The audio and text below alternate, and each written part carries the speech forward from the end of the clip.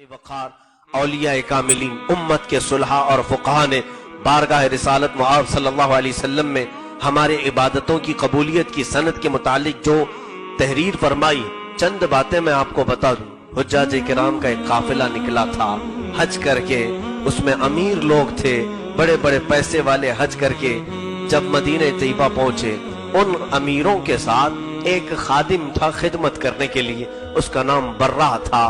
और हमेशा पहले बड़े बड़े मालदार, आज भी ऐसी होता है, हर टूर में एक खिदमत करने के लिए साथ में चलता है, उसका वीजा फ्री हो जाता है, उसको टिकट फ्री दे दिया जाता है, उसका खाना पीना फ्री कर दिया जाता है, क्योंकि बड़े लोगों की खिदमत के लिए आए। हर जमाने में था।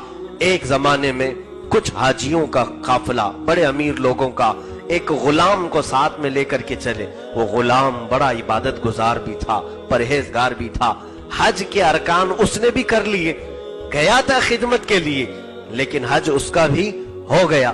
जब मदीने तैयबा पहुंचे तो इन अमीरों ने ताना मारना शुरू किया, कहा बर्रा तूने तो अपने पैसों से हज नहीं किया, पैसे तो हमारे थे, बस साथ में लगा रहा, तेरा भी हज हो गया, लेकिन पता नहीं तुझ जैसे का हज कबूल होगा कि नहीं।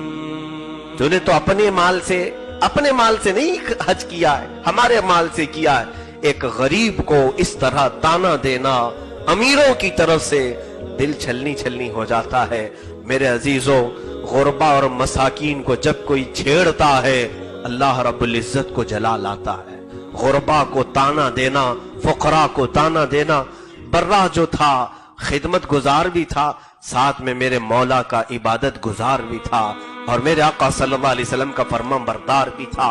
उसके दिल पर एक धचका सा लगा, मेरे हज पर सवाल आ गया है, मेरे हज की इबादत के बारे में लोग कह रहे हैं। बस वहां से उठा और रोता हुआ निकला।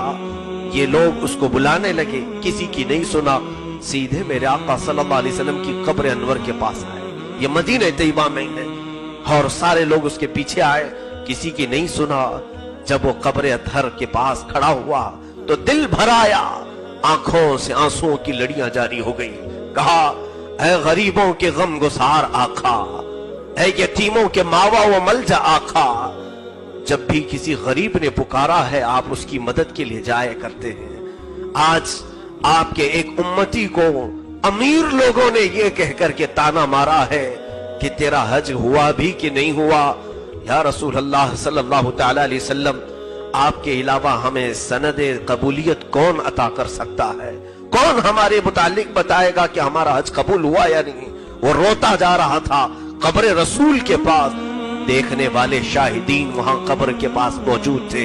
ये हुजूर पाक सल्लल्लाहु अलैहि वसल्लम के विसाले ज़ाहिरी के बाद 300 साल का अरसा गुजर चुका था, जब कब्र अनवर के करीब लोग जाया करते थे और कमरा खोला भी जाता था। कब्र अतहर के पास खड़ा रहा, रोता रहा।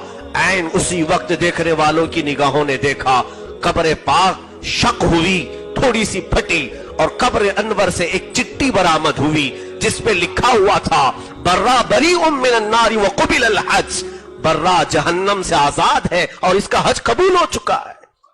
उठाया, आंखों से बोसा दिया, और वो अकेला होता तो लोग कहते कि कहीं से ले आया होगा। हजारों की आंखों ने देखा कि एक गरीब ने जब पुकारा है तो कब्र अतहर से भी चिट्ठी बाहर आई है। हुजूर की वफात के 300 साल के बाद मेरे अजीजों, लोग आज कहते हैं कि क्यों जाए मदीने।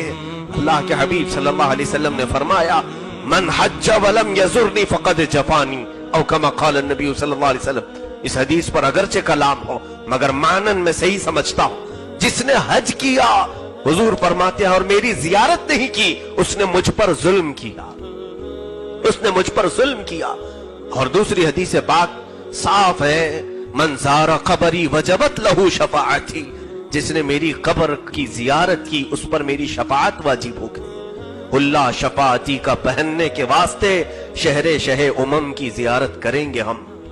अजीज़ान गिरामी, बारगाह रिसालत मुआब सल्लल्लाहु अलैहि वसल्लम में पहुंच जाना एक आशिक़ रसूल की मेराज होती है। हज के बहाने हुजूर पाक सल्लल्लाहु अलैहि वसल्लम के कदमों पर खड़ा हो जाना एक सच्चे मुसलमान की जिंदगी की सबसे बड़ी तमन्ना होती है।